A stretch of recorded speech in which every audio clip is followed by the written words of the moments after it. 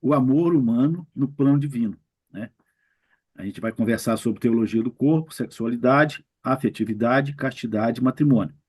Vai ser apresentado pelo Marlon de la Rosa, né? Casado com Ana de la Rosa, há 9 anos, pai de 4 filhos, Pera. atuante na pastoral familiar, casal coordenador do Serviço à Vida da Arquidiocese de Joinville.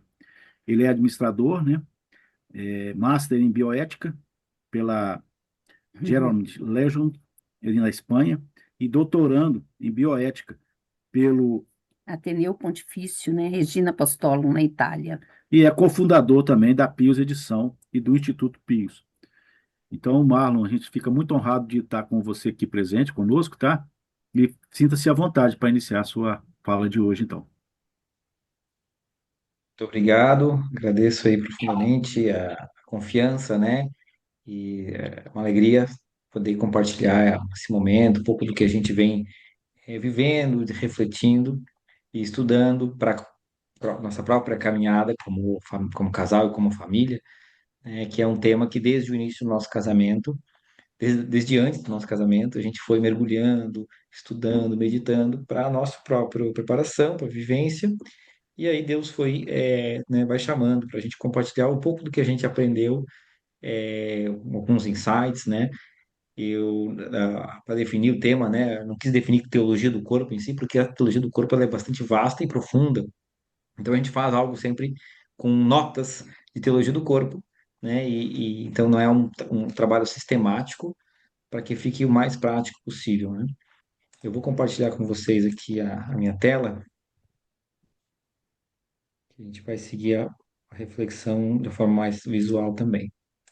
Confirma para mim se está visualizando. Perfeito, né? Então, uma catequese, um momento de reflexão sobre esses Ainda temas, né? não. Vamos falar um pouco de teologia do corpo. Ah, sim, tá aparecendo. Tá aparecendo, né?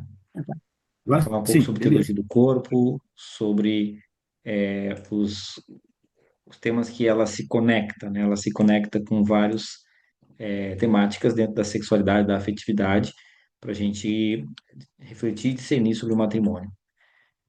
Bom, a teologia do corpo ela vem como mais uma resposta, né, daquele momento que nós vivíamos. Então, brevemente, não vou entrar em história, mas né, nós sabemos, é bom lembrar, nós vivemos num mundo sofreu e está sofrendo constantes mudanças.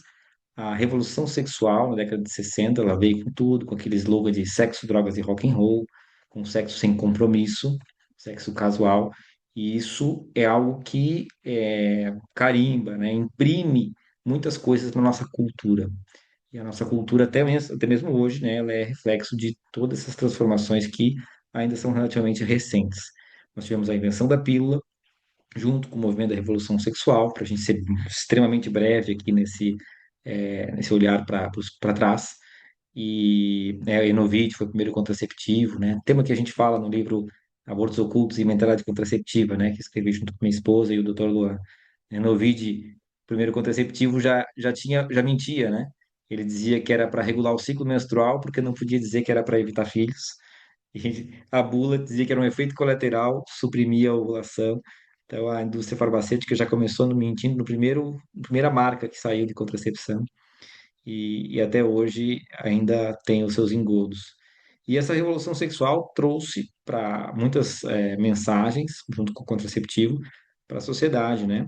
Especialmente essa questão do sexo livre. E o contraceptivo viabiliza isso por ser um medicamento que promete você não ter consequências do ato conjugal, que é a consequência, né, mais assim evidente, que é a possibilidade da geração da vida. Ainda que a gente sabe que não é uma propaganda um pouco enganosa, né, porque não existe nenhum medicamento, a própria bula diz que é 90%, não é 100% a eficácia, varia aí de método para método, entre 85% e 95% mais ou menos. E e aí vem essa questão. Culturalmente gera essa mentalidade. Não temos mais um compromisso, podemos nos relacionar com qualquer pessoa.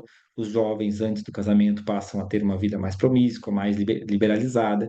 E também, né, infelizmente, dentro dos matrimônios começa a acontecer mais adultérios, né? Há estudos mostrando justamente isso, né? O Dr. Thomas Hilbert mostrou justamente a curva, né, do crescimento do uso da contracepção nos Estados Unidos, pegando o dado da sociedade americana, que ele foi precedido por 8 anos depois, um crescimento no número de divórcios, né? Porque é óbvio, as pessoas ficam mais aí encorajadas a um eventual caso extraconjugal, porque pensa-se que...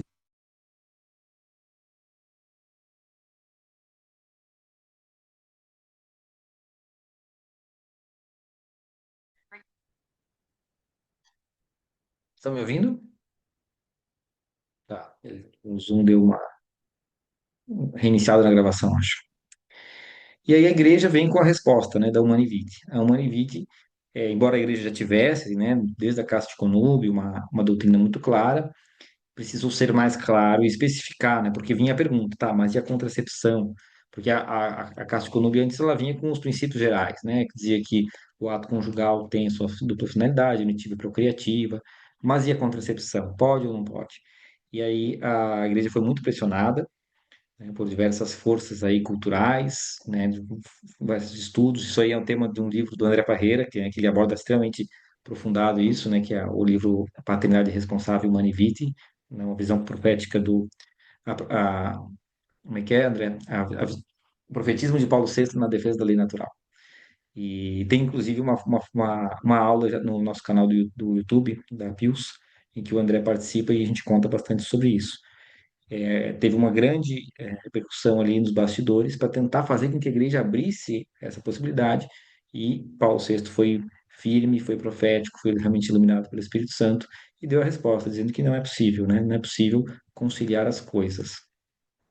Aqui uma breve foto, né, quando saiu no Observatório Romano, na época, a encíclica, e com isso a igreja reafirma, né, que é impossível o uso da contracepção, é sempre ilícito o uso da contracepção, porque o ato conjugal tem esse duplo fim, unitivo e procriativo.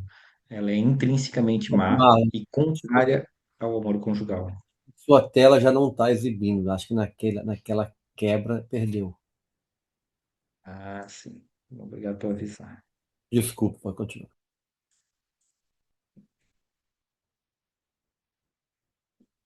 Voltamos?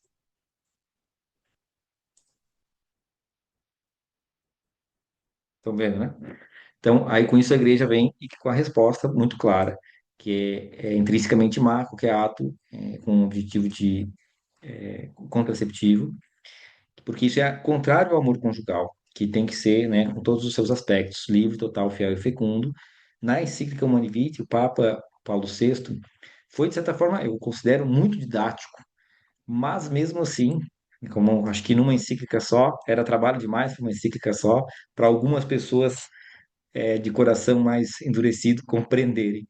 E a encíclica foi muito incompreendida, muitos não aceitaram, né? Existiram divisões dentro da igreja e muito mais, claro, na sociedade como um todo, de modo que essa mensagem ficou sendo transmitida de um modo muito, muito leve, por poucas pessoas na igreja. Claro, também estávamos num contexto que não tínhamos as redes sociais, a internet, para um fiel ter acesso à encíclica, ele tinha que se dar o trabalho de ir até uma livraria, sabe lá se ia ter, né, as traduções, tinha que esperar as traduções, tudo mais manual.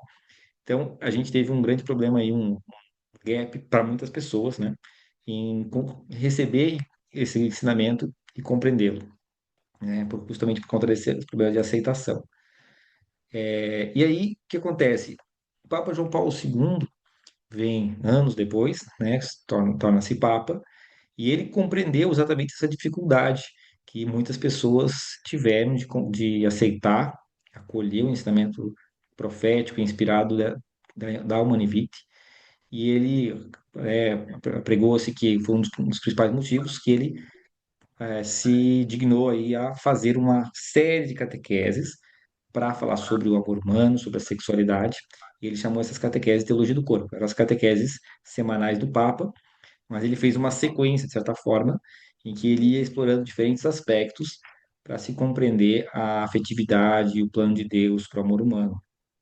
Veja que as catequeses foram de 79 a 84. Teve uma pequena pausa, mas basicamente aí, em torno de 5 anos, né? Então não foi um projeto qualquer, né? Reunião 7 Tema mesmo. que um papa se dedica de Vou lá. 79 a 84 para ensinar, para falar, certamente é porque ele estava muito preocupado com isso e era uma prioridade no pontificado dele. E ele apresenta uma visão profunda, integral da pessoa humana, abordando o significado do corpo, a sexualidade, o matrimônio, a virgindade, a vocação ao amor, uma série de aspectos. Né? Hoje o compilado, não sei se todos conhecem, o compilado dele, da catequese, deve ter umas 500 páginas, né? Existe hoje publicado pela... Ele não está aqui, está na minha outra biblioteca, eu acho. Mas ele é igual o catecismo, o André deve ter ali, ó. E foi publicado pela Eclésia, tem um publicado por outras editoras também. E é um material extremamente profundo, muito recomendado que agentes pastorais tenham, né? Ele é profundo, alguns textos são mais difíceis que outros, tá? Até eu digo, se você vai ler, às vezes você cai num mais filosófico, você pode desanimar. A recomendação que eu digo, não está dando, passa para outra, porque eu vejo que tem diferentes graus de dificuldade, mas ainda mais depois de uma outro momento de aula, assim, de bate-papo sobre o assunto, acaba que fica mais fácil compreender também, mesmo com uma linguagem assim, né? Ó, tá aí o volume que o André tem. O meu é da Eclese, que é uma publicação de outra editora, e o mesmo volume, né? Uns 500 páginas mais ou menos. E ali a teologia do corpo, né? Vem com essa siglazinha, TDC, muitas vezes com o D minúsculo, ensina que o corpo humano tem esse significado teológico e revela a vocação do ser humano para o amor, para a comunhão, refletindo a imagem de Deus, com o objetivo de se contrapor a essa visão reducionista, essas são palavras mais ou menos do que o Papa traz numa das catequeses, se contrapõe a visões reducionistas da sexualidade e do corpo, para promover uma visão baseada realmente na dignidade da pessoa humana e no plano divino. Bom, falando alguns aspectos, né, sobre as reflexões que ele traz. O Papa vai desde o princípio, né, retornando e refletindo sobre a criação. Deus cria Adão, né, e podemos ler no Gênesis 2:19. Após ter formado da terra todos os animais dos Está no campos, óculos, não consigo todas ler. as aves dos céus, e os conduziu até junto do homem, a fim de verificar como ele lhes chamaria. Em seguida, Gênesis 19:20, a gente pode destacar, né? Não encontrou para si uma auxiliar adequada. É interessante que aqui a gente vê que o homem, ele dá nome aos animais, né? Isso, quem dá nome é simbólico, né? Ele tem uma certa propriedade, né? A gente dá nome ao cachorro quando a gente compra o cachorro, né? E a gente escolhe como que ele vai se chamar. Então, isso fala muito sobre sei lá, a procuração, o poder que nós temos, né? Então, é importante falar isso hoje em dia, né, em que tem essa ideia do pai de pet, né, tem até dia dos pais de pets, né, e o animal ele tem uma dignidade inferior, isso está desde lá do Gênesis, né, muito claro, o homem põe nome, e ele não se identifica, ele não encontra em si uma auxiliar adequada. Depois, no Gênesis nós vemos a afirmação, né, não é bom que o homem esteja só, vou dar-lhe um auxiliar semelhante a ele. E lá em seguida, né, com a Eva, ele traz um mandamento: frutificai, disse ele, e multiplicai, enchei a terra e submetei. Por aqui, nós podemos pensar, né, que a gente está falando de plano divino do amor. Qual que é o plano de Deus do amor? O plano de Deus está aqui. Ele planejou a partir disso. Até a gente pode falar, né, hoje em dia, na mentalidade tanto tão avessa à geração da vida, em uns casais que às vezes pensam em casar e não ter filhos e ter os pets, ou uma visão mais ou menos assim. A gente pode dizer que o primeiro mandamento foi frutificai, né? Crescei e multiplicai. Tava no o primeiro pedido que Deus faz ali se a gente olha na Bíblia, né? Antes mesmo dos mandamentos. As questões-chave que eu trago, assim, que aí o Papa vem nos explicar o conceito da solidão original, né? Porque o homem percebe-se diferente dos animais, né? Como eu falei, coloca nome em todos, não tendo uma semelhante, ele encontra-se à busca da própria identidade, em busca da definição de si. Isso são trechos das catequeses do Papa. É importante meditar isso. O que é identidade, né? A gente reconhecer quem a gente é. Claro que eu tenho identidade independente de eu me compreender, né? Eu tenho minha identidade no papel, tenho minha digital. As pessoas sabem um pouco sobre quem eu sou, minha esposa, meus pais sabem muito sobre quem eu sou, né? As pessoas da família. mas eu permaneço em busca da minha identidade, né? O se compreender é algo que está muito em voga hoje em dia, né? E não é muito fácil. A gente vê que muitas pessoas passam muita dificuldade nos relacionamentos, na vida como um todo. Hoje em dia, né, nós temos aí campanhas contra o suicídio, nós temos epidemias de ansiedade, depressão. Está muito relacionado a uma questão de que a pessoa não compreende a si mesma, né? A busca de sentido, a compreensão da sua identidade, então é algo muito profundo, e o homem, desde o início, está ali em busca dessa identidade. Ele se vê sozinho entre os seres vivos, né? E ele não se encontra devido à falta dessa companheira semelhante, que seja carne da minha carne, osso dos meus ossos, né? Que são as palavras que é, Adão profere quando Deus, né, tira da costela e cria Eva. Ele fala, agora sim, carne da minha carne, osso dos meus ossos. A gente pode também relembrar no relato bíblico que Deus ia criando os animais e dizia, criando as coisas, esses animais, e via que era bom. E via que era bom. Quando ele cria o homem, ele viu que é muito bom. Então, fica muito clara essa distinção entre dignidade de animais e as demais criaturas, criações de Deus, e a dignidade humana. Isso é algo que a gente tem que destacar para começar a falar sobre o corpo humano, sobre a solidão original e o que é o ser humano. Então, como ele vai se encontrar, o ser humano, né, o homem, ele vai se encontrar sendo uma só carne. Na relação, no relacionamento, no termo mais teológico, né, na comunhão. Isso é um dos pontos centrais que o Papa nos traz para explicar a solidão original. A gente se sente, né, lá na origem, estava sentindo só, porque o ser humano ele se entende como pessoa, se completa, ele existe na sua plenitude quando ele está em relação, no relacionamento. E que relacionamento é esse? É um relacionamento de comunhão, tá? Até podemos fazer um salto aqui, né? Como é que vai se dar isso? Bom, você já está imaginando, é no casamento, é a comunhão, é a relação, a sua carne. E nos celibatários, depois tem catequese sobre isso, né? Também é na relação, na comunhão, que acontece de forma espiritual, nessa entrega total a Deus, né? Ao serviço e na oração, na vida, que vai buscar, então, os sacerdotes, os religiosos e religiosas. Então, acontece da mesma forma, né? Sempre em relação. Dentro da ideia de solidão original, a gente podia falar de autoconhecimento, né? Também, uma palavra que não é bem os termos que o Papa usa, mas a gente pode traduzir em termos mais populares, né? Que se fala tanto hoje em dia em autoconhecimento, falar para a carreira, para a pessoa se sentir melhor, na terapia, né? Diversas visões de mundo. Então, a gente está falando também de autoconhecimento, que é o se encontrar, o reconhecer-se a si mesmo. Quem sou eu? É aí que eu digo que é o termo identidade, que às vezes é um pouco filosófico, mas a gente pode traduzir assim e relacionar com essa ideia de se autoconhecer. O autoconhecimento acompanha o conhecimento do mundo e o relacionamento com seu semelhante. São ideias trazidas já pelo João Paulo II.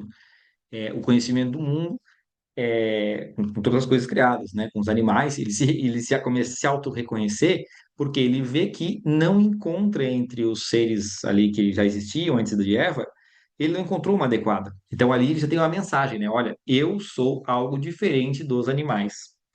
É algo que a gente pode até refletir, né? Essas famílias, não, esses casais ou essas pessoas que seguem essa linha, eu vou ser pai de pet, eu não vou ter filhos, não vou formar uma família como natural, né?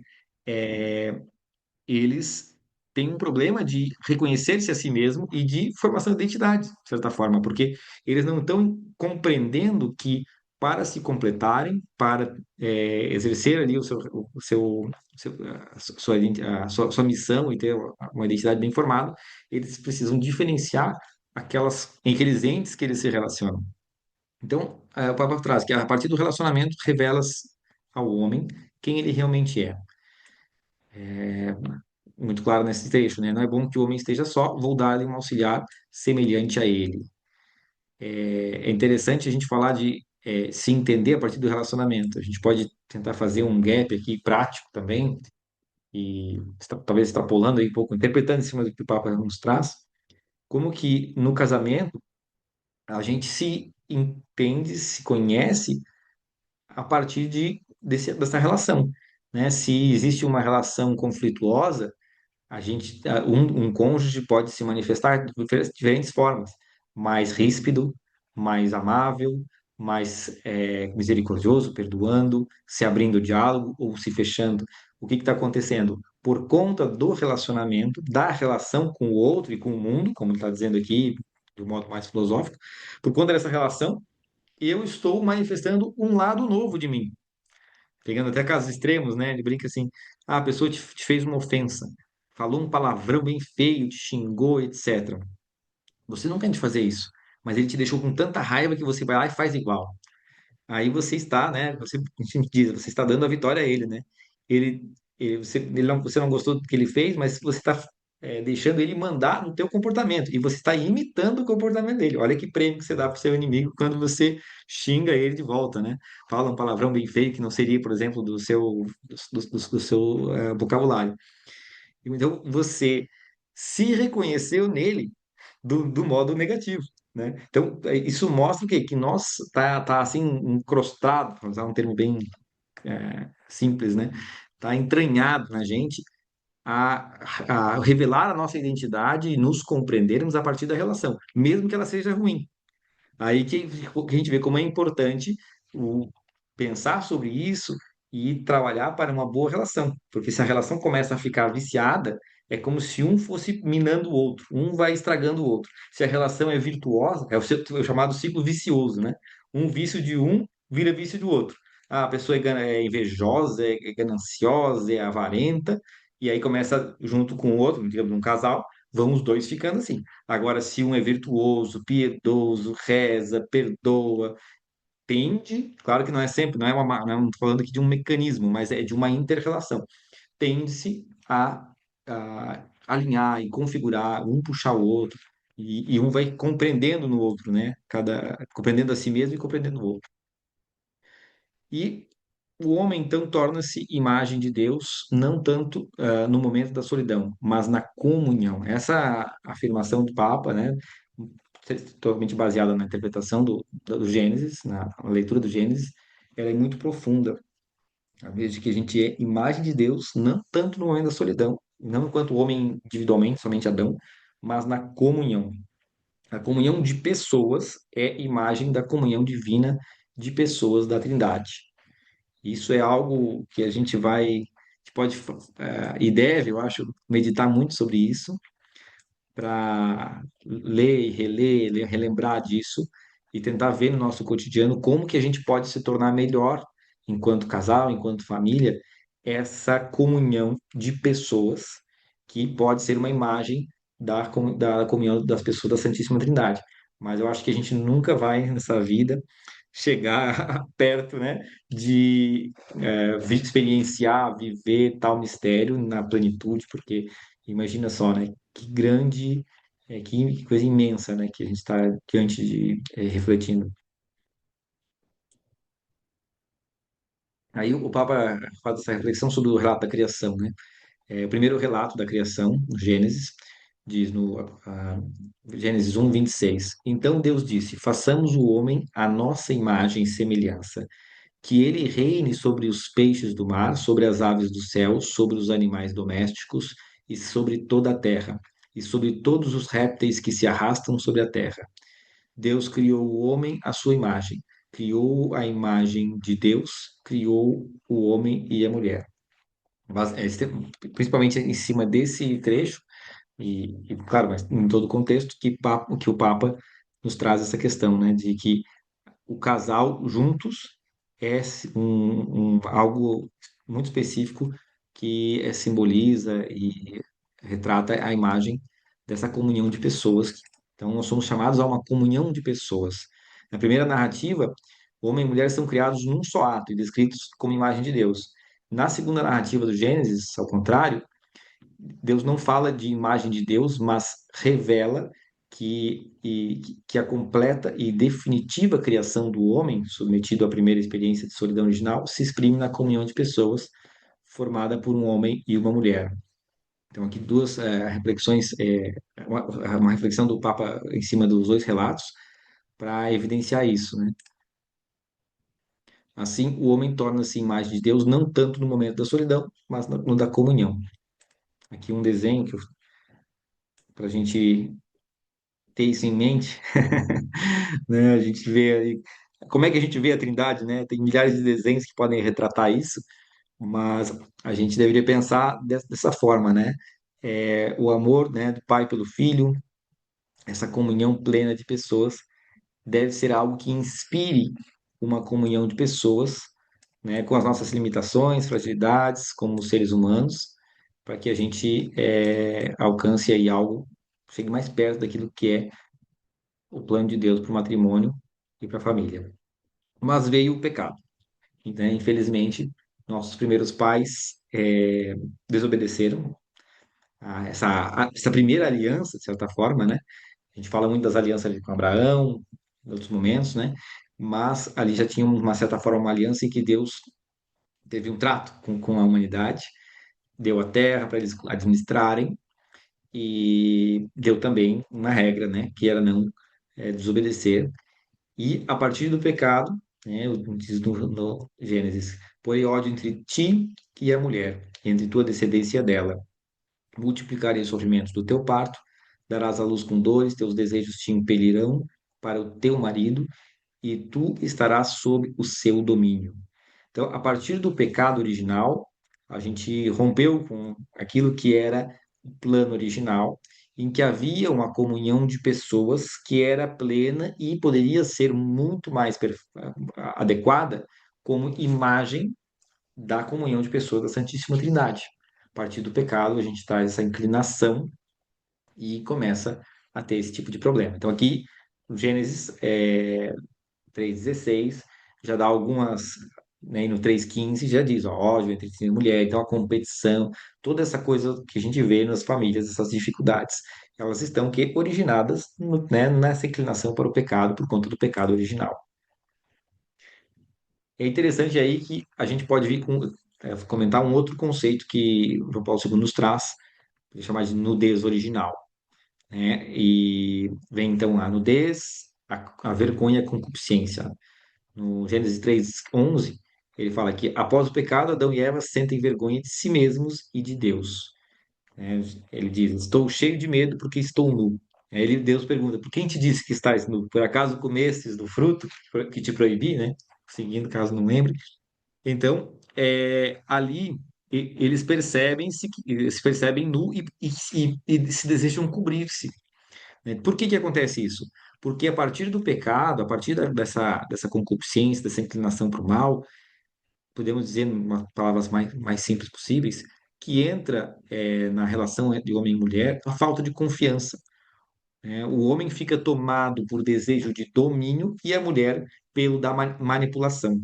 Isso, inclusive, feita essa reflexão, que é interessante que, conforme né, o homem e a mulher, a masculinidade e a feminilidade, o pecado se manifesta de formas diferentes. Isso é importante a gente parar para refletir, né? Como é que o pecado da inveja se manifesta na mulher e no homem?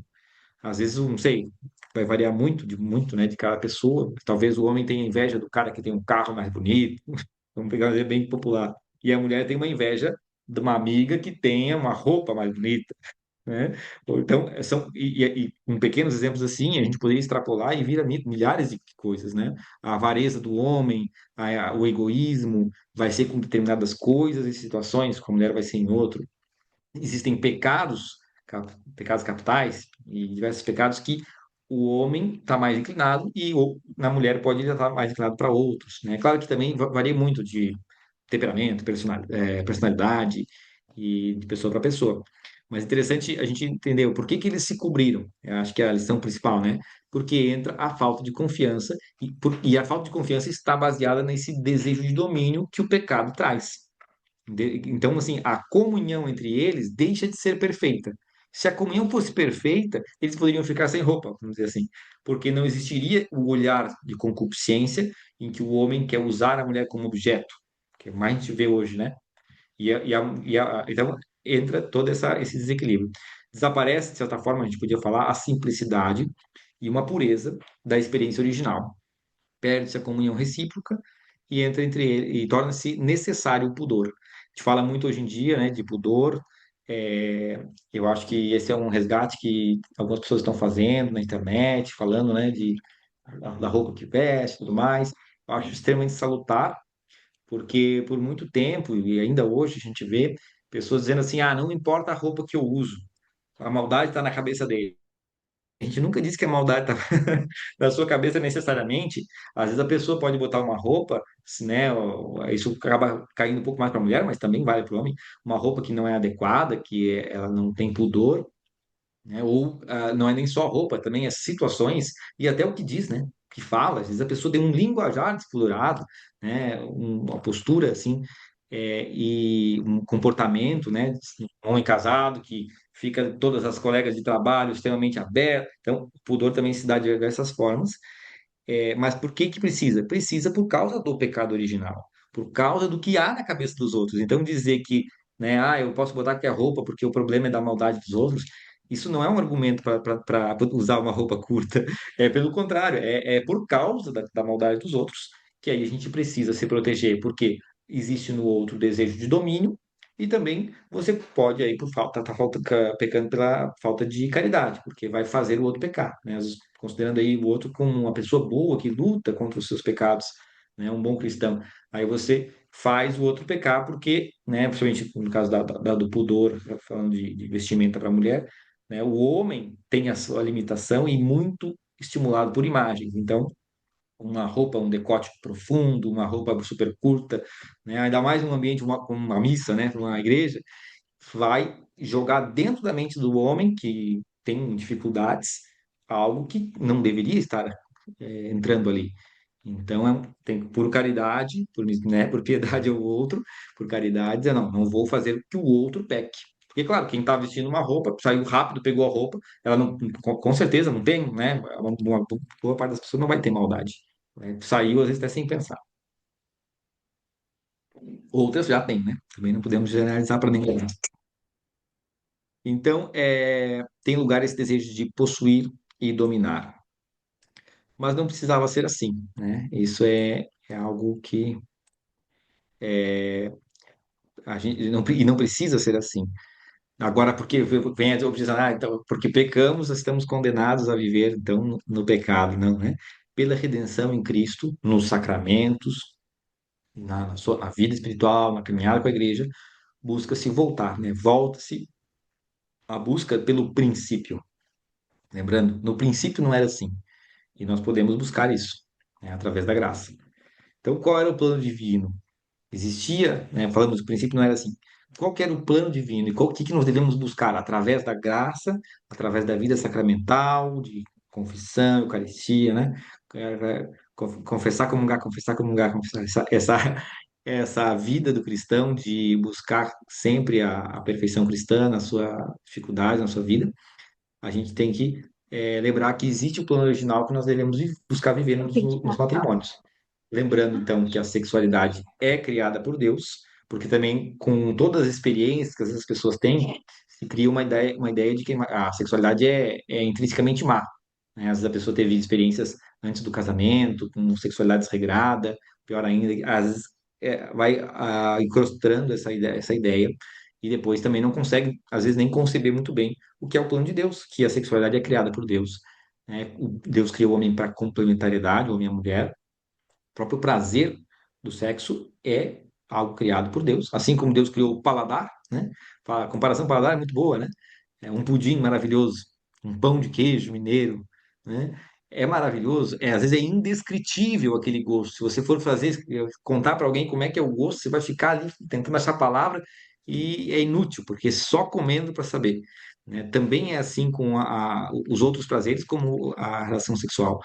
E isso tudo foi criado por Deus, mas para uma finalidade.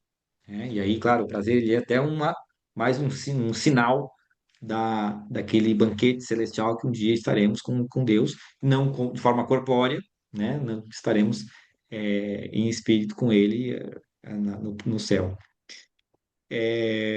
Então, a natureza do ato conjugal é também criação divina, porque também se nós entendemos que o prazer é criação e desejo de Deus, temos que entender que a natureza e os seus elementos unitivos e procriativos são também desejados por Ele. É, o, é todo o pacote, né? uma só carne, uma só existência, comunhão de pessoas, família. Esse é o plano de Deus. Em seguida, fazendo um pulo aqui para algumas catequeses adiante, um outro aspecto essencial é o significado do corpo, né? Porque também vem essa questão, né? Teve muitos momentos da igreja essa ideia de que o corpo é mal, o espírito é bom, né? Esse maniqueísmo, veio com várias heresias diferentes, vieram muito essa coisa, e hoje em dia ainda existe, né? Uma gnose, um gnosticismo, e não é assim, né? O corpo, de fato, e só ele é capaz de tornar visível o que é invisível, o espiritual e divino. Foi criado para transferir para a realidade visível do mundo o mistério oculto desde antes, desde a eternidade em Deus, e assim dele ser sinal, diz o Papa João Paulo II. Então, o corpo revela uma realidade invisível da alma. Aqui a gente fala, né? A alma masculina, a alma do homem é a alma masculina.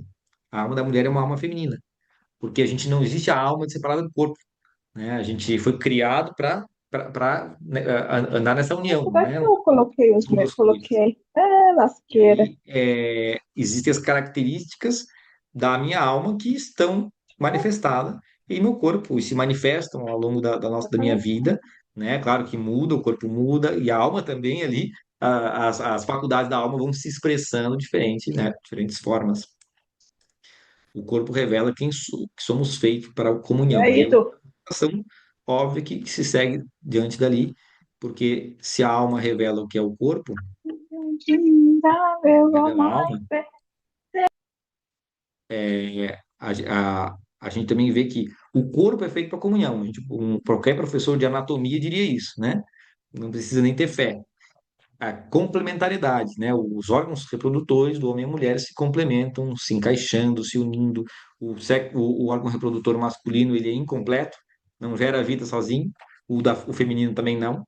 Eles só geram vidas quando se unem, né? E eles têm que se unir de forma integral, porque a alma também está junta. Então, o que acontece? Tem que ter uma comunhão total e uma fecundidade que é de corpo e de alma. Portanto, o corpo, né, poderia falar muito mais disso, mas resumidamente, então, isso mostra que o corpo tem um sentido esponsal. E aí, a partir disso, a gente consegue entender melhor, né, o matrimônio, a teologia do corpo, que o sacramento que reflete o amor de Cristo pela igreja, o sacramento do matrimônio, ele está inserido nisso. Ele é a forma como a gente vai viver essa sexualidade, né? Quando eu falo de matrimônio, né? Muitos aqui possivelmente são catequistas de matrimônio, sabem bem, né? Já fizeram o encontro do sacramento do matrimônio dezenas de vezes, graças a Deus, tem essa catequese de memória já. Mas é interessante que aí a gente refletir, né? O sinal do sacramento são os votos matrimoniais e a união conjugal, né? O casamento se consuma no ato sexual. Sem isso não está consumado, mostrando mais uma vez que a união sexual ela é desejada por Deus e ela reflete o amor de Deus e a vida de Deus. E essa união matrimonial é então a antecipação da nossa união com Deus. Ela não substitui, ela é a antecipação, ela é um caminho, né?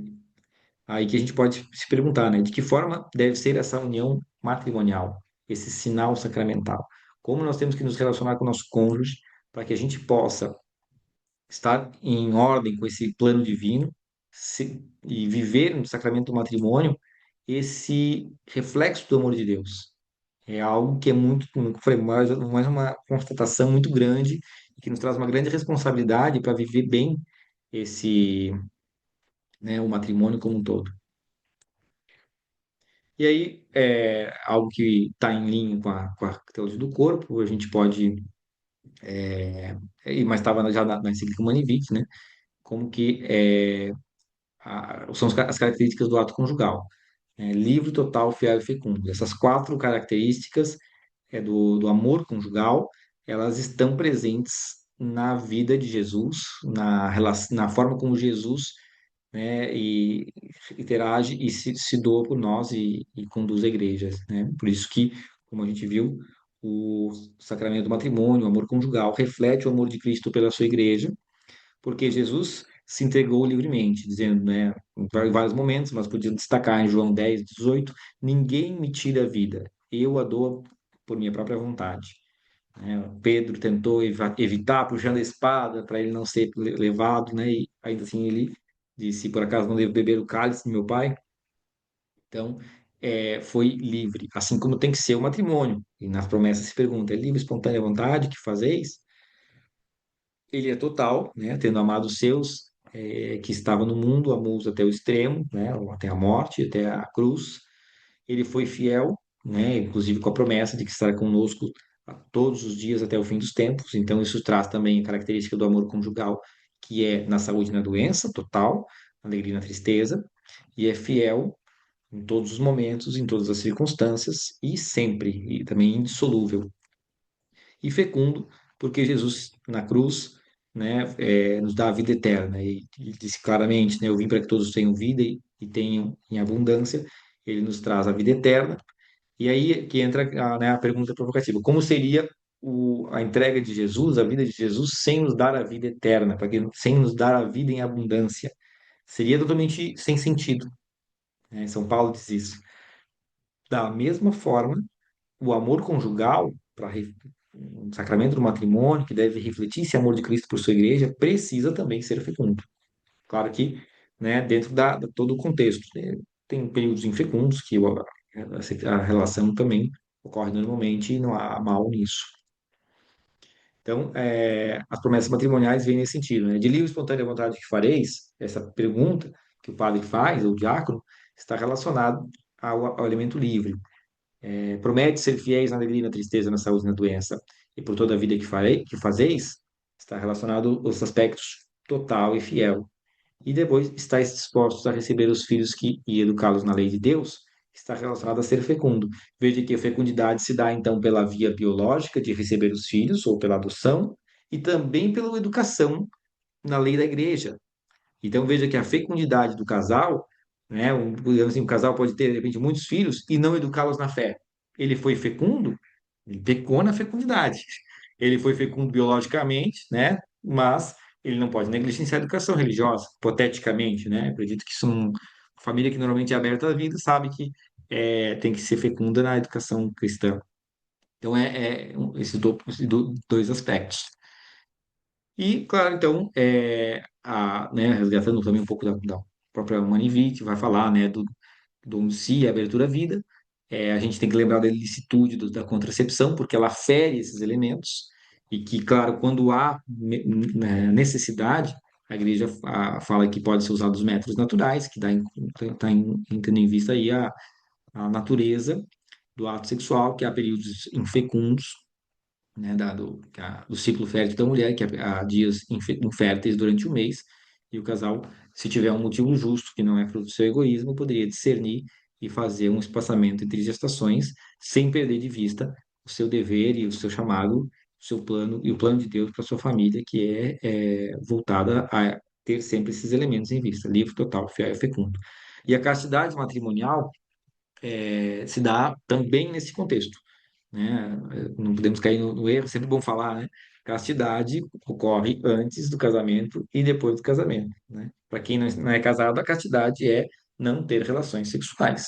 Antes do casamento, a relação sexual é um pecado grave, né? Isso é importante a gente sempre falar, aos jovens, precisa orientar eles sobre isso. E por que que é pecado antes do casamento? Por conta de tudo isso que a gente está falando, que o ato sexual ele tem um lugar definido, criado e desejado por Deus, que é o matrimônio, porque só dentro do matrimônio que, né, por conta de tudo isso que a gente viu, desde a teologia do corpo, tudo, toda essa doutrina tão bela, a gente vê que é muito lógico que o ato sexual precisa acontecer dentro do matrimônio, porque ele tem que ter essas características. Ele não pode ser uma relação que vai acabar se não tiver boa. Ela não pode ser uma relação que está em discernimento, que seria um namoro, né? Ah, será que vai dar certo? Ah, melhor eu ter relação, ele tem esses argumentos, né? Eu vou ter relações antes, eu já vou ter relação antes para experimentar. Só que ele está roubando algo que é exclusivo do sacramento do matrimônio, a título de test drive, né? Isso é até um contraditório, né? Pensar assim que, às vezes, os jovens, né, os noivos, eu quero o sacramento do matrimônio. Tá, mas você quer muito sacramento porque você valoriza sacramento, né? Então por que que você está roubando algo, um aspecto dele? Né? Você está buscando ter antes. Então, é contraditório. Claro que aí a gente tem que ter toda uma pedagogia para, né, para conduzir eles no processo catequético, de acompanhamento espiritual, para que as pessoas entendam, porque isso hoje em dia tem pessoas que têm muita dificuldade de entender. Eu mesmo fui um desses. Graças a Deus, Deus veio ao meu encontro. E na época do nosso namoro, a Ana, a gente foi estudando isso, a gente entendeu, não, faz sentido, é possível viver mesmo nos dias atuais.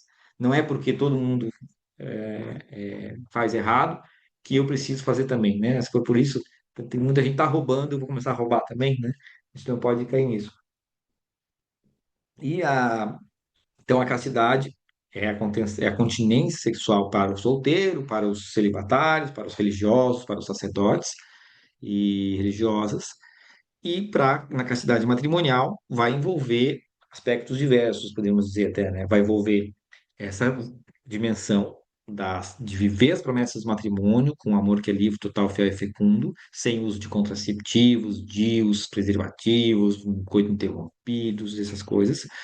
E também, claro, a castidade, né? Como Jesus foi muito claro, né? Quando olhasse para a mulher do teu amigo, já pecasse, já adulterasse no teu coração.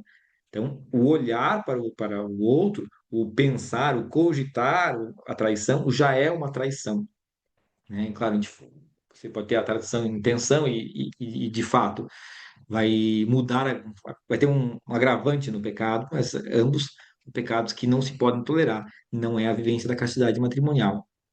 A castidade matrimonial pode ser vista até de uma forma mais ampla, né? O guardar segredos, o celular com senha que a mulher não, o marido não pode ver, o conversar com alguém que o outro que não pode saber que conversa, que não se sente confortável porque conversa.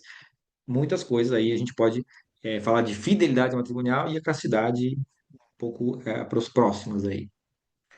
Então, diante de todo esse contexto, a gente tem desafios extremamente difíceis hoje em dia, né? Nesse tema, a banalização do corpo e da sexualidade está em níveis exacerbados, gigantescos, né? Existe uma separação entre sexualidade e amor, o conceito, a palavra amor, vamos dizer assim, né? Porque não se compreende muito bem. A pornografia, né? A hipersexualização da sociedade.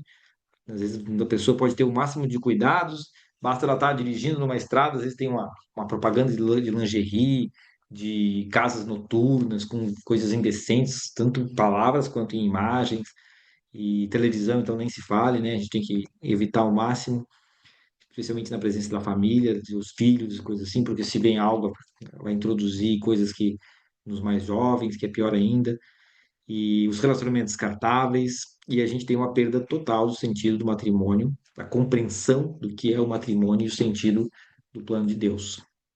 Tá? Então, para falar agora, finalizando, sem nos estendendo demais aqui, termino com algumas ideias de aplicações práticas, de motivações, né?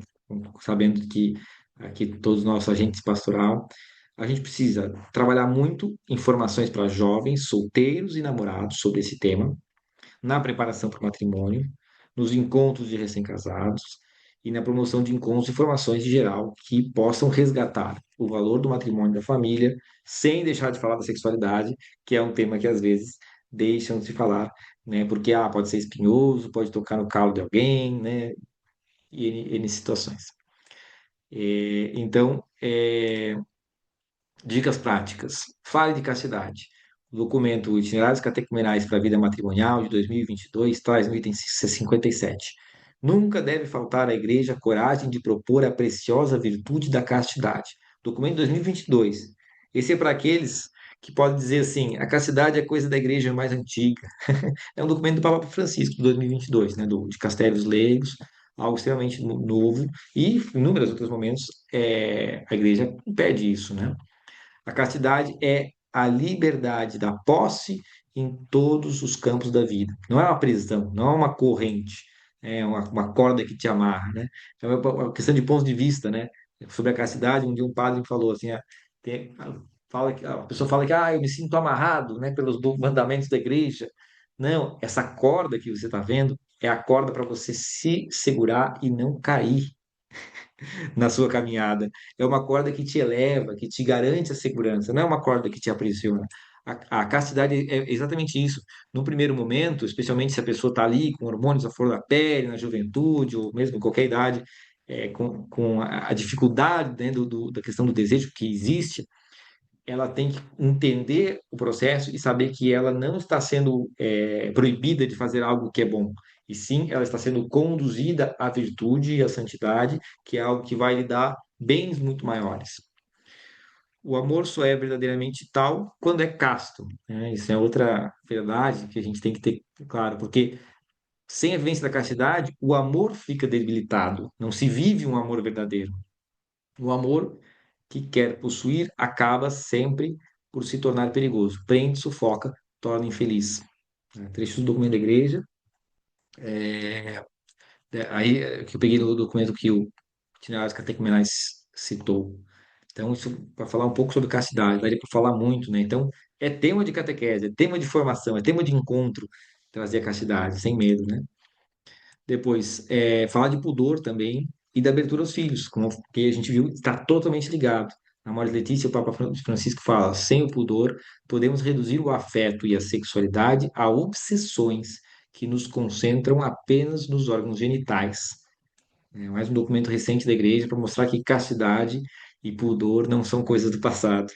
Ainda na Amoris Letícia, ó, frequentemente a educação sexual concentra-se no convite a proteger-se procurando um sexo seguro. Estas expressões transmitem uma atitude negativa a respeito da finalidade procriadora natural da sexualidade, como se um possível filho fosse um inimigo de que é preciso proteger-se. Deste modo, promove-se a agressividade narcisista em vez do acolhimento. É irresponsável qualquer convite aos adolescentes para que brinquem com seus corpos e desejos, como se tivessem a maturidade, os valores e o compromisso mútuo e os objetivos próprios do matrimônio. Essa frase aqui é interessantíssima, né? Porque uma encíclica recente, está fazendo 10 anos este ano, e explica muito bem a importância de orientar os jovens e também os adultos que se sentem jovens, e todos nós, para compreender essa vivência regrada, porque a ideia de sexo seguro é uma ideia da indústria da contracepção, da indústria do aborto, inclusive, né, que considera a capacidade procriadora, como ele falou, como se fosse um inimigo, né, a ser combatido. Então, é algo belíssimo a gente ver isso. Depois, estimular que se acolham novas vidas, né? A questão que foi da fecundidade. Os dicionários catecumenais falam exatamente disso, que todo o catecumenato matrimonial deve ter a abordagem da concepção correta da paternidade e maternidade responsável, e também as consequências morais e implicações na vida, da vida em seu estado de vida, né? Que as implicações morais, justamente, que é o uso da contracepção, propriamente o aborto e todos os problemas bioéticos, fertilização in vitro, que é uma deturpação da ideia de fecundidade, porque ali na fecundação in vitro, reprodução artificial, você tem a reprodução sem ato sexual, então já é um pecado contra o matrimônio, porque você desvinculou o unitivo procriativo, e de outra forma, contracepção tira um aspecto, que é a possibilidade da procriação, e com a ilusão de ficar só com a união. E a fecundação artificial, a fertilização in vitro, deseja tirar o ato sexual e dar só a reprodução. E, claro, esse é o primeiro pecado na ordem cronológica, porque na sequência, o casal que faz a fertilização in vitro manipula vidas humanas, né? O laboratório vai criar embriões e eliminar vidas humanas que não podem ser eliminadas. Aí um crime contra a vida, um pecado contra a vida humana. Aí atentando contra o mandamento de não matarás. Então é um pecado duplo, né, a reprodução artificial. Então tudo isso, né, falar de reprodução, falar da fecundidade, são as dicas e urgências práticas pastorais. E a vida sacramental, o viver na graça, estado de graça. Eu tenho feito essa campanha. Todas as formações que eu dou, eu tento colocar essa pergunta. Vocês sabem o que é estado de graça? Fiz a formação agora, semana foi cheia, né, na Semana da Família. Tinha uns ali que levantavam a mão, os outros ficavam assim olhando para o lado. Poxa, o católico tem que saber o que é estado de graça. É você não ter pecados graves. Você precisa, né, as pessoas têm que entender que os pecados, 10 pecados da lei de Deus e os 5 os 10 mandamentos da lei de Deus e os 5 mandamentos da igreja precisam estar sempre respeitados, inclusive nos seus desdobramentos. Porque às vezes não é explícito, né? Ah, mas usar contraceptivo não está lá. né? Mas aí a igreja, inspirada pelo Espírito Santo, como a gente viu a citação, estarei convosco até o fim dos tempos, Jesus disse, né? Guiando a igreja. Trouxe e mostra que sim, que é um pecado grave, a contracepção, a reprodução artificial, a masturbação, a pornografia, são pecados graves e também vão tirar a pessoa da graça. Então aí, claro, né, vem aí no livro do André, né, que está aí presente, tem ali o guia de exame de consciência, né? E se fazer o exame de consciência, porque cada mandamento ele se desmembra em perguntas e atitudes que estão relacionadas a eles. E quando é um pecado que afronta um mandamento, é um pecado grave. Então, às vezes vai ter áreas cinzentas, né? Que nem é nem preto nem branco, que você vai também buscar o seu discernimento na oração e no direção espiritual, se necessário, conversando com o sacerdote e confessando também, porque também se confessa os pecados veniais. Mas viver na graça é fundamental. O documento da igreja fala, né, a importância da vida sacramental, que é especialmente confissão e eucaristia frequente, para que assim a gente possa, né, ter uma caminhada firme. Refletir também sobre o sacramento do matrimônio, a parte mistagógica, né? O mistério, saber o que significa o sacramento, né? Que a gente vive todos os dias.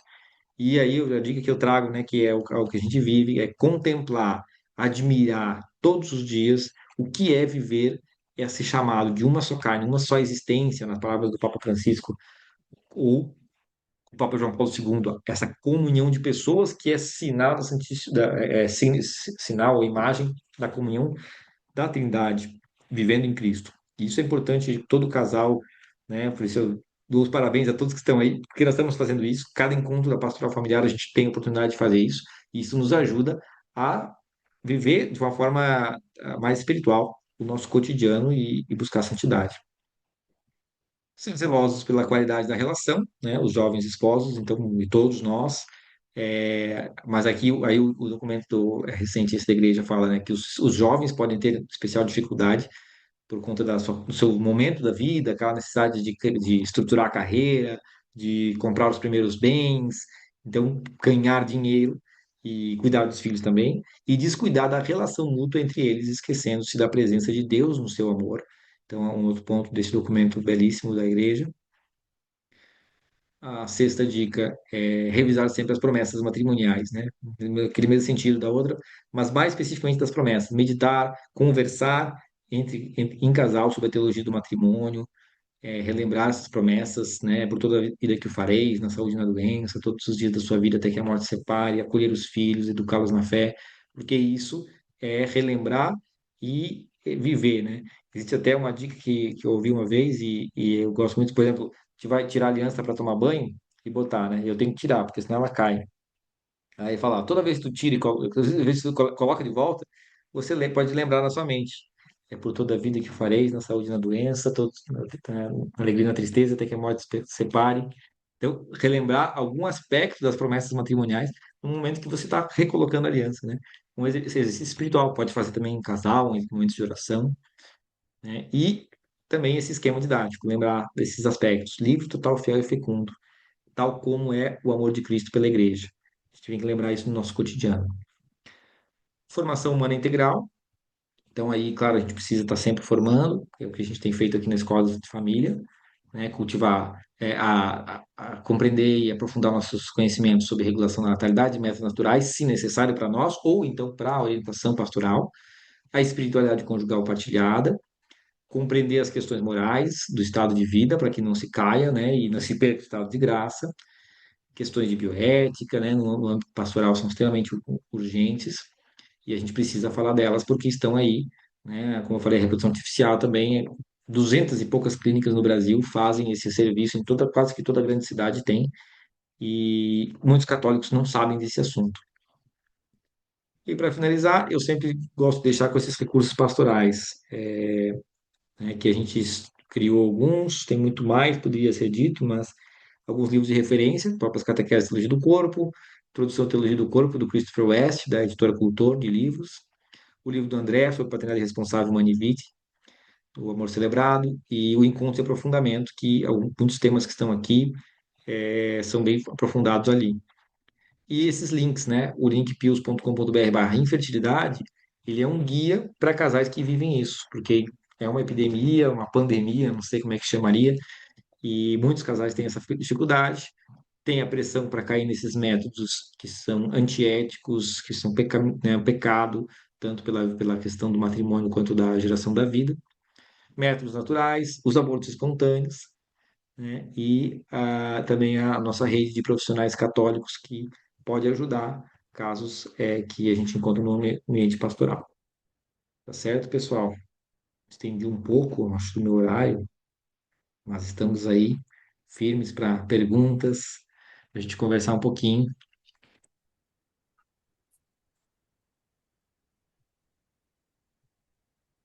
Alguém tem uma pergunta, um comentário? Bom, Marlon, muito obrigado, né? Vamos ver se o pessoal coloca algumas perguntas aqui no bate-papo. Ou deixa eu ver. Tem o chat escrito também, né? Deixa eu ver aqui se eu consigo ler.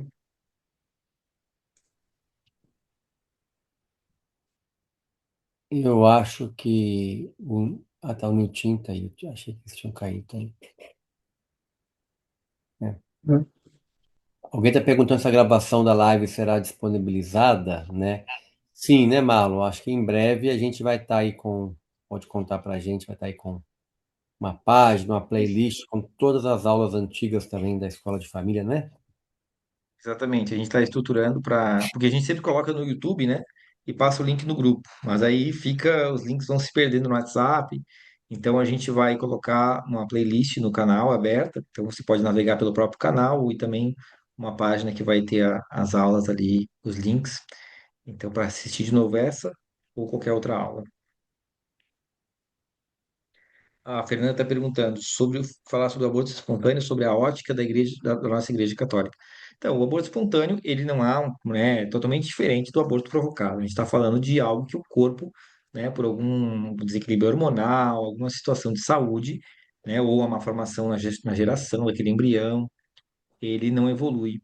Então é muito importante se diferenciar completamente para que não haja culpas, né? Um casal não tem culpa nenhuma, uma mulher não tem culpa nenhuma. Às vezes acontece, né? Até pelo instinto materno ali, né? A mulher pensa, nossa, será que foi alguma coisa que eu comi? Será que eu fiz algo errado? Será que eu fiz muito esforço? Não, né? A gente não deve cair no culpar-se sobre isso. Eu até trouxe aquele link, né? Que é fios.com.br/abortos-espontâneos. O que que a gente aborda ali? A compreensão da questão, por exemplo, do sepultamento, da dignidade do feto, que isso é algo que tem dado muito dúvida. Muitos casais às vezes perdem uma criança, às vezes ali com as 20 semanas de gestação, 19 semanas, estão ainda, às vezes, sendo impedidas de fazer um sepultamento, né, por causa de regras que tinha numa cartilha do SUS antiga e a prática médica. Então, já na regra antiga, que ela mudou agora recente, já na regra antiga não deveria de maneira alguma ser proibido que o casal levasse aquela criança, aquele corpo daquela criança para fazer o sepultamento, uma despedida e tudo mais. Mas acontecia muito e ainda deve estar acontecendo em alguns lugares. Porém, com regras novas, 2015 agora e 2016, tiveram regras, tanto uma lei federal quanto uma resolução, a resolução 26 de 2025, no final do ano, saiu pelo CFM, Conselho Federal de Medicina, dizendo que o médico tem que dar todos os documentos e assistência para que o casal possa se despedir. Ali naquele link também, se não me engano, tem uma reflexão, mas uma explicação mais bioética sobre a questão da gravidez anembrionária, que muitos casais passam por essa situação. Às vezes o médico diz isso e eles ficam na dúvida. Eu teve uma vida, eu tive um filho, não tive, perdi o bebê, era embrionário. Então não quer dizer que não tem embrião. Então ali explica que sim, há uma vida, né? É que foi muito rápido e ficou, né, sem o núcleo daquele embrião. Eu por isso que falo embrionária, como se não tivesse embrião, mas houve sim uma vida ali por um período extremamente curto. Então, claro, o casal pode lembrar desse filho, fazer uma oração, né, e viver esse momento. Então, e até sobre a questão de ordem espiritual. Mesma coisa a questão da infertilidade. O, o link fala do problema da fertilização in vitro e fala também dessa caminhada espiritual que às vezes o casal passa e é realmente difícil, né? Fala um pouquinho de adoção para estimular a adoção.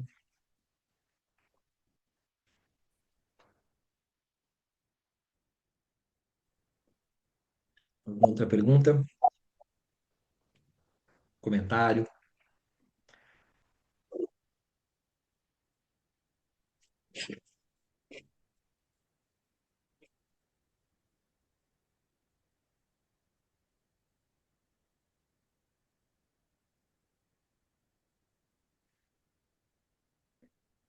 As aplicações pastorais, né, traz ideias, são infinitas possibilidades, né?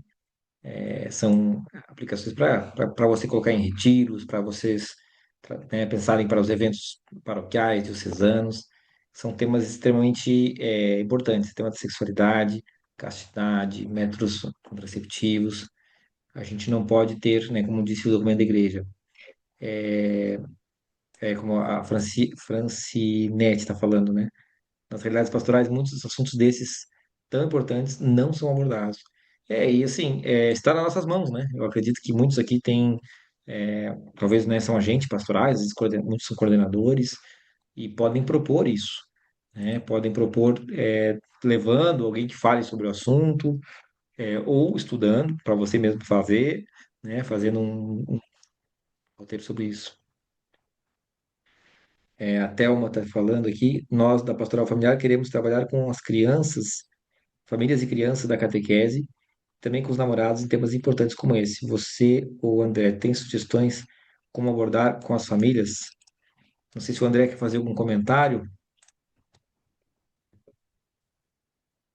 Bom, essa abordagem com as famílias é o mais importante, e se as famílias as fizessem com seus filhos, né, que era o ideal, já estaria tudo resolvido, né? Nem precisaria da gente abordar.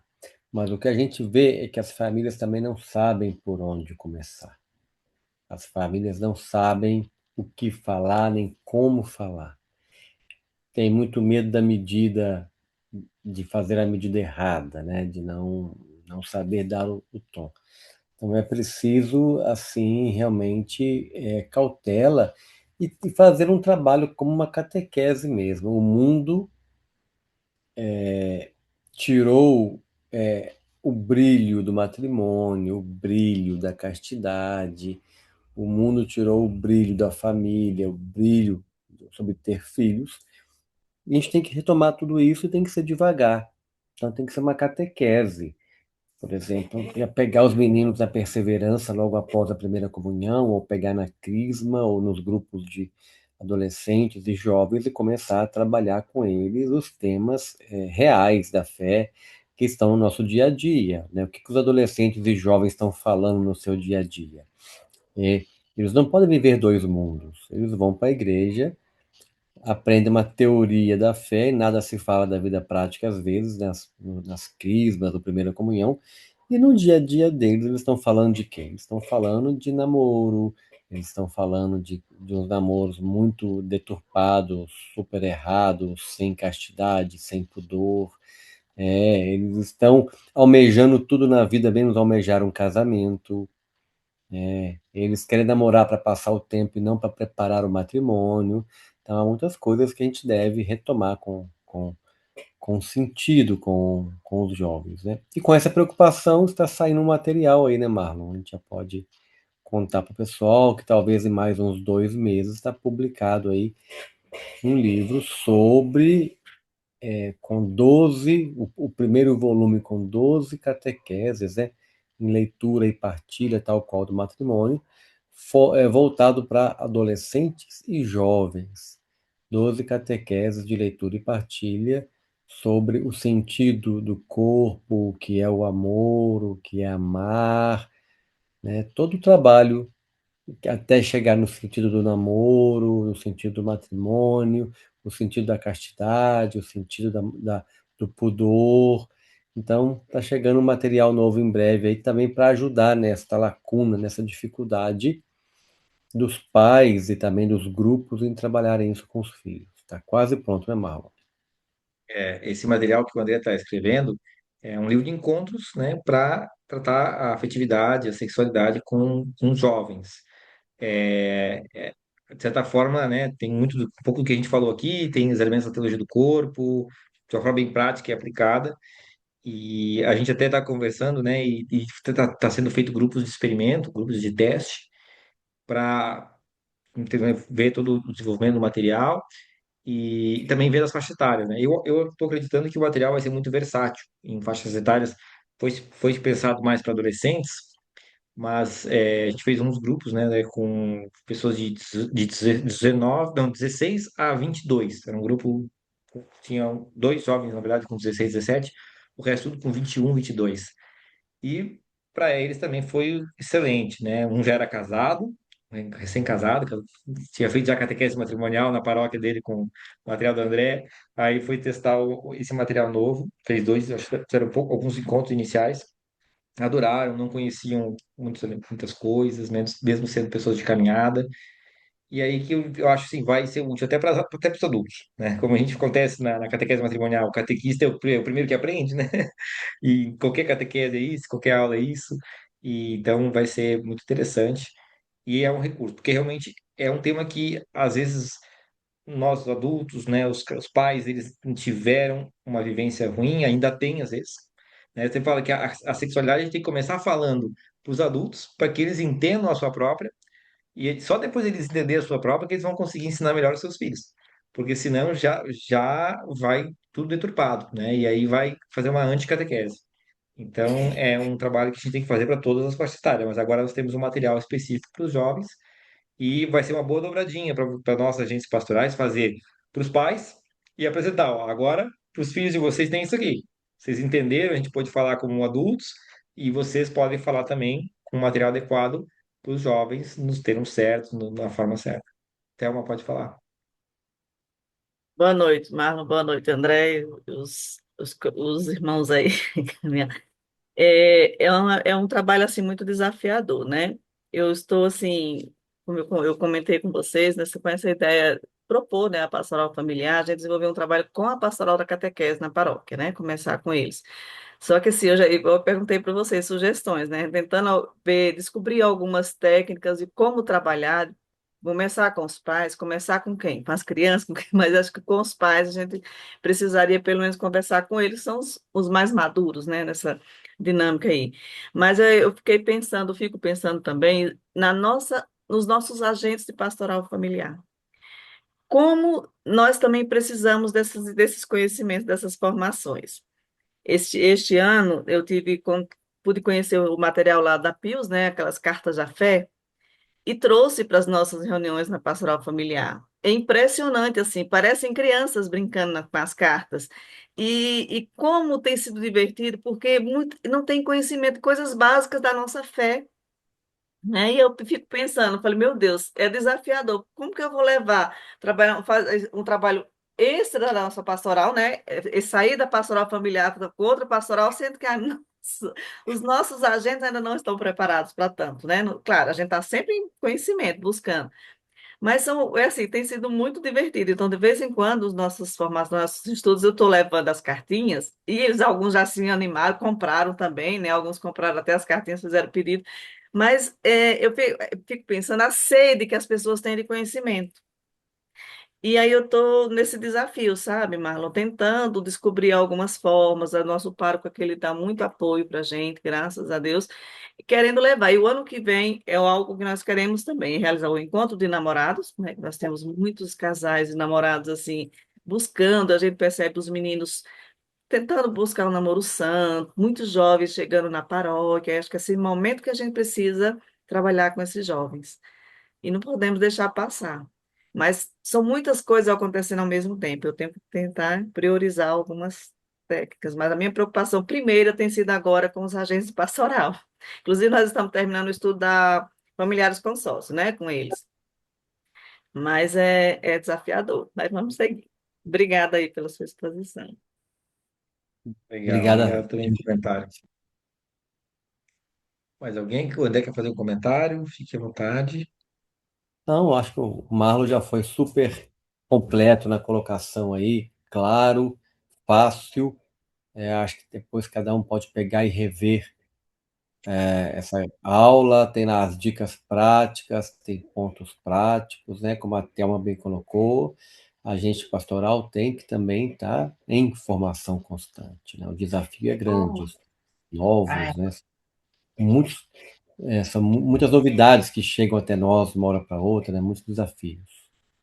É, essa missão de nós, como agentes pastoral, nos formarmos e vivermos é algo que eu tenho refletido bastante, tenho conversado com a minha esposa, aquilo que eu botei o ponto, né? Conversem entre casal. Assuntos preferidos aí do casal tem que incluir o matrimônio, a vida em família, a fé, né?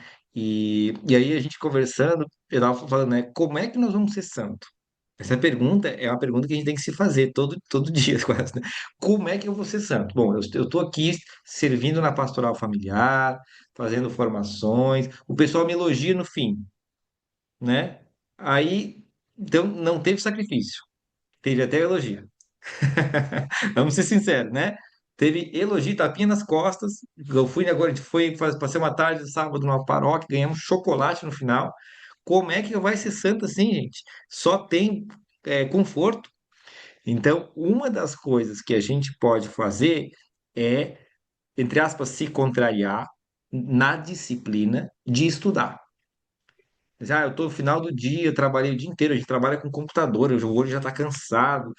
É, vamos trocar então. Ao invés de ficar vendo qualquer coisinha na internet, passar tempo, ou né, na televisão, vamos pegar, fazer 15 minutos de leitura diária, bota antes da oração ou depois da oração, e aí você vai ler sobre teologia do corpo. Ah, é difícil de entender? Tu pode ler todo dia o mesmo trecho, né? Santo Tomás de Aquino dizia: nunca passe para frente se você não entendeu o capítulo atual. Então, vou ler, ou vou ler a Mauro Letícia, aquele trecho ali que o Marlon compartilhou no slide. Vamos ler 3 vezes, vamos ficar só nesse trecho e tentar falar com as nossas palavras, porque é assim que a gente vai conseguir explicar melhor para o jovem, para o adolescente, para o adulto, e aí nós vamos estar fazendo um ato de serviço, uma caridade, que é levar a informação, né? É um ato de misericórdia, né? Ensinar os ignorantes, né? Levar a informação que colabora com a santidade. Então, assim, num mundo que é tão difícil ser santo, porque ó, eu estava passando calor e liguei o ar-condicionado já, né? Os pregadores, os santos, eles estavam pregando no meio dos leões, né? E eu estou aqui no ar-condicionado. Então, se é tão difícil, a gente tem que se esforçar nessas pequenas coisas. Na disciplina de estudar, de rezar direitinho, de viver em paz, de não pecar na maledicência, no orgulho, na vaidade, na competição com o grupo da pastoral X com a Y, na virtude total e no serviço. É uma das coisas que tem me cutucado, assim, ó, não, tem que buscar a perfeição nisso. Se a gente deixar o celular de lado 15 minutinhos por dia, dá para ler umas 3 páginas por dia. Olha que eu estou sendo minimalista. Só que se você botar no ano inteiro, 3 páginas por dia, vezes o número de dias, dá 1080 ou 1095 páginas por ano. Mas vamos colocar 1000. Tira lá aquele dia que teve um feriado, uma festa e tal.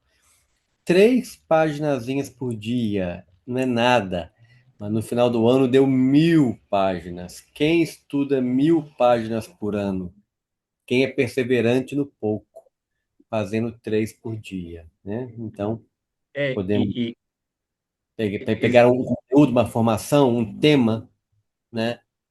A catequese de João Paulo II são 3 páginas cada uma, mais ou menos. Não são grandes, né?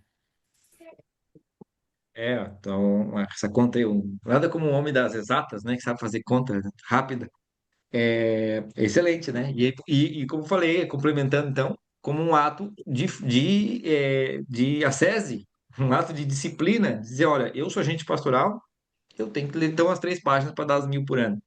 Porque se eu não fizer isso, bota junto com a oração, ó, tem que rezar, não posso deixar de rezar, não posso deixar de dar essa lidinha.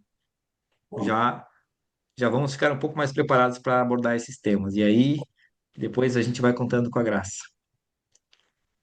Sim. Certo, pessoal? Ela dá um Uhum.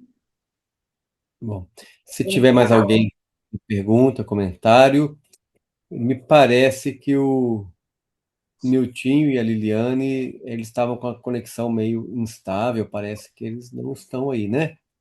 Se estiverem aí para a gente fazer o encerramento, se não fazemos nós. Estão conosco? Eles estão, tô vendo a câmera deles, Estamos, ó. estão me ouvindo? Só Agora estamos sim, meio no escuro. agora sim, desculpa, eu falei, será que foi de vez por lá? Então, tudo bem. Não, é então, daqui do mato mesmo, da água. Bom, a gente gostaria mesmo de agradecer muito, né, o Marlon por, por essa aula maravilhosa, né, por trazer tanta informação para a gente. E para o André, né, que tem essa conexão, né? Todos esses amigos que a cada mês nos proporciona, né? Grandes mensageiros aí trazendo tanta ajuda para a gente, enquanto agente pastoral, enquanto família, né? Enquanto pessoas que querem mesmo realmente o bem da família, né? Então, assim, o nosso muito obrigado de coração. Com toda certeza vocês estarão em nossas orações. E, né, pedir para você mesmo, André, para fazer, né, essa oração final aí para gente, né? Mais uma vez agradecendo aí, né, pessoas que não são da nossa diocese, que estão aí pelo Brasil afora participando conosco, né? Vocês são de novo aqui conosco, lá de Governador Valadares, né? A Thelma, não sei de onde que é, né, Thelma? Mas assim, Tema de é tão bom Brasília. de Brasil. Brasília, Thelma. Ai, que legal. É tão bom essa partilha, né? E você vê que graças a Deus, está chegando para vários cantos, Fui né? aluna desses Isso é dois mestres aí, grandes mestres. que bacana. Muito Muito bem. Então, bom. assim, já que a Thelma comentou, né? Para quem não sabe, nós temos uma pós-graduação em catequese matrimonial pela Faculdade Católica de Santa Catarina. Então, quem quiser conhecer um pouco mais, é uma pós-graduação com título reconhecido pelo MEC, etc. Quem quiser, coloca lá pós-graduação Católica Santa Catarina. Você acha o nosso trabalho também lá. Super recomendo, gente, fantástico. Então, muito Muito bem. bom. Então, já que a Lili pediu, o Lutinho, né, vamos fazer nossa oração final, agradecendo ao nosso Deus por essa oportunidade de poder evangelizar, de poder trabalhar, e que, como estamos aí no mês vocacional, que a gente se comprometa cada vez mais com a vocação. Lembrando que o matrimônio é uma vocação. A primeira vocação da humanidade foi o matrimônio. Então, muito obrigado a todos. Vamos rezar juntos, né, pedindo que o matrimônio seja entendido como uma vocação e vivido como Para Pai seis. nosso que estais no céu, santificado seja o vosso nome. Venha a nós o vosso reino, seja feita a vossa vontade, assim na terra como no céu. Assim na terra O como no nosso céu. de cada dia nos dai Nosso hoje, dia perdoai as nossas ofensas, as nossas como ofensas, nós assim perdoamos a como nos quem perdoa quem nos tem não nos ofendido. deixeis E cair não em mas tentação, livrai-nos do mas mal. do mal. Amém. Sagrada Família de Nazaré, nossa família, vossa é. É Pai, do Filho, do Espírito do Santo. Espírito Santo. E ao pessoal aqui da Diocese de São João del Rei, lembrar que sábado, agora próximo, estarei lá em Lavras dando um curso sobre sexualidade na vida conjugal, desde o sentido do sexo, contracepção, fecundação artificial, um curso completo de 5 horas durante a tarde de sábado. Quem quiser, procure aí lá nas redes sociais, nas minhas e também da Paróquia de Santana, tem as informações lá, tá? Então, muito obrigado, boa noite, né? Deus abençoe. É, Obrigado, boa amém. noite. Boa Só mais noite a uma Abençoe. todos. informação aí também. Na paróquia do Menino Jesus, no domingo, né? A Gorete e o Maurício, que foram alunos também aí da pós-graduação, Sim, né? Estarão, né, junto com os agentes da Pastoral Familiar, promovendo o encontro para casais, né? isso mesmo. Também está nas redes Depois, aí, tá? Paróquia Menino Jesus Isso. de Fares. Dia 23, encontro de casais. Quem é aqui da região de São João do Rei tem esse convite também. Então, muito obrigado, boa noite, gente. Boa noite, meus Boa amigos. noite. Fiquem com Deus. Sabe? Boa noite. Boa noite. Boa noite, Márcia e Vera.